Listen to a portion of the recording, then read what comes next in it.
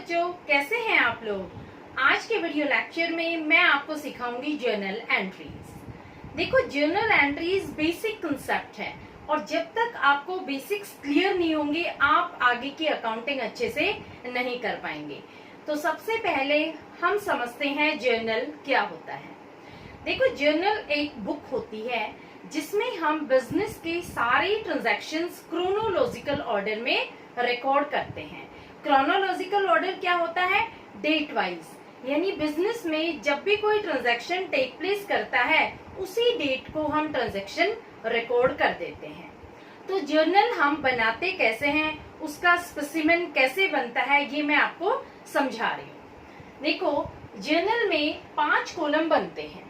पहला कॉलम बनता है डेट का, दूसरा कॉलम बनता है पर्टिकुलर्स का, तीसरा कॉलम बनता है लेजर फोलियो, चौथा कॉलम बनता है डेबिट का और पांचवा कॉलम बनता है क्रेडिट का।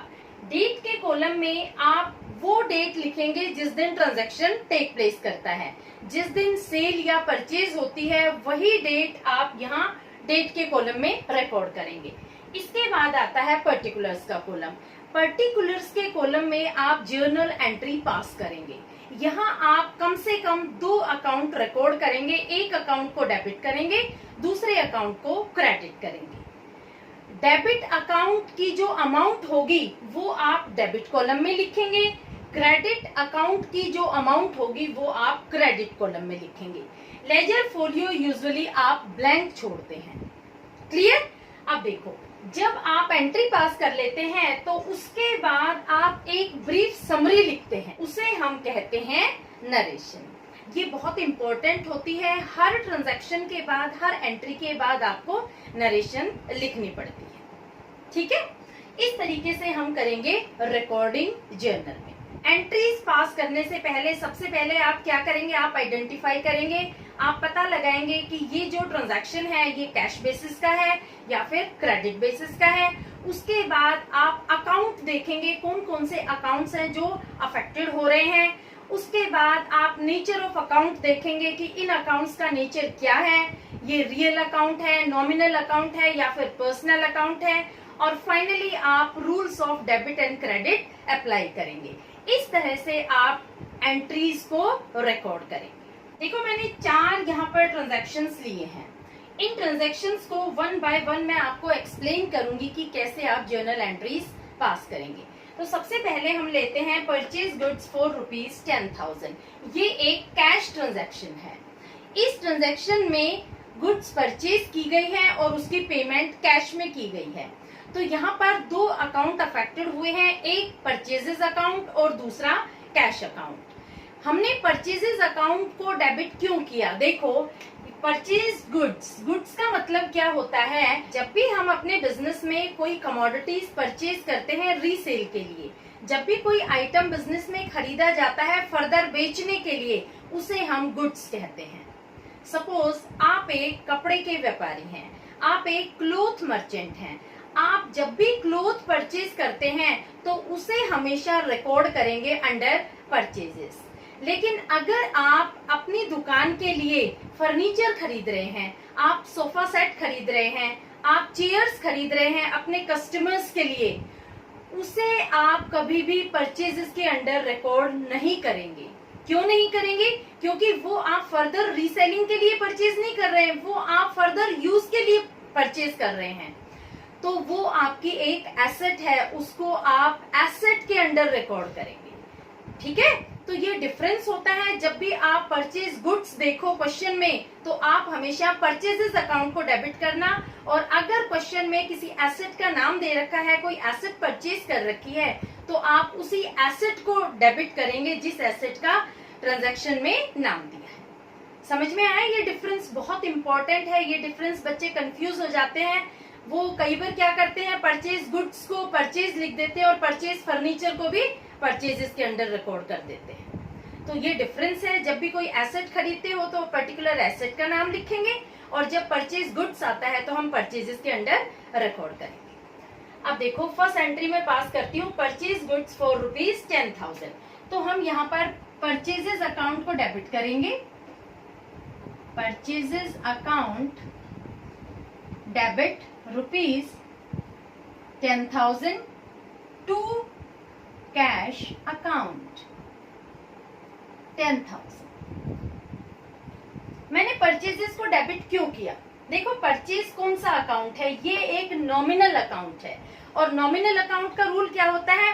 Debit all expenses and losses, credit all income and gains. दूसरा, मैंने कैश को क्रेडिट क्यों किया? कैश एक रियल अकाउंट है। रियल अकाउंट का रूल क्या होता है?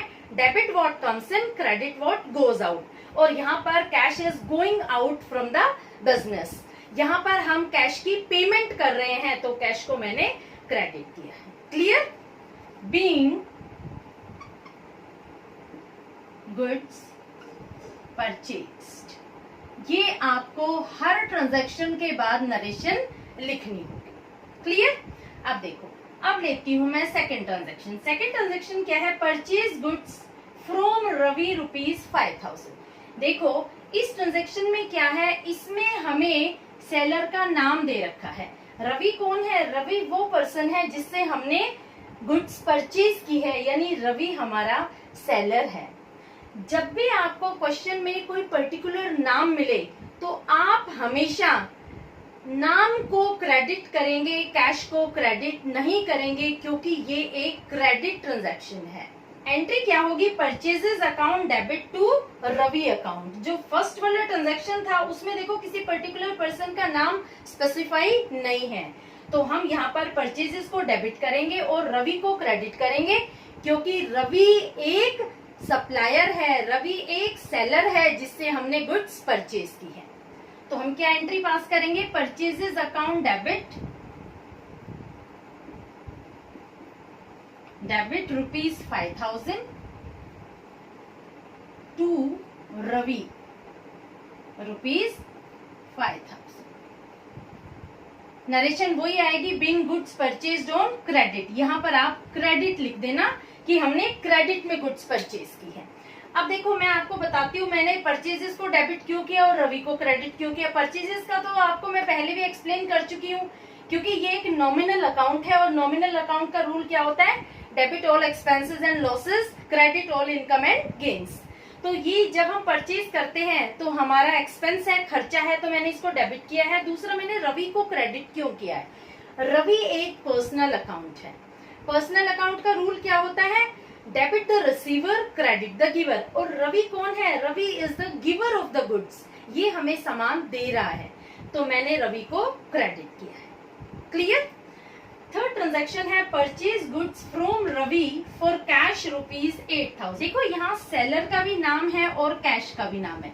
जब आपको इस तरह की ट्रांजैक्शन मिले, तो हम ऐसे ट्रांजैक्शन को हमेशा कैश ट्रांजैक्शन कंसिडर करते हैं।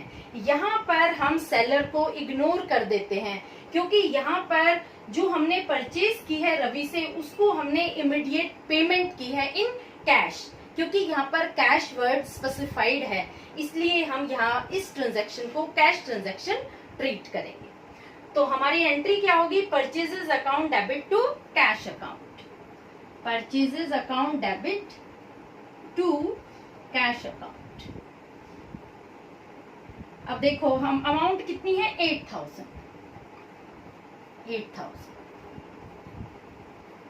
नरेशन आपको लिखनी होगी, being goods purchased from Ravi for cash. Clear? अच्छा, अब आता है हमारा fourth transaction, that is purchased machinery for ₹2,000। देखो, ये बात मैं आपको पहले भी एक्सप्लेन कर चुकी हूँ।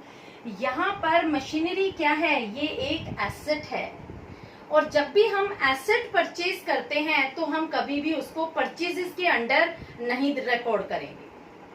ठीक है?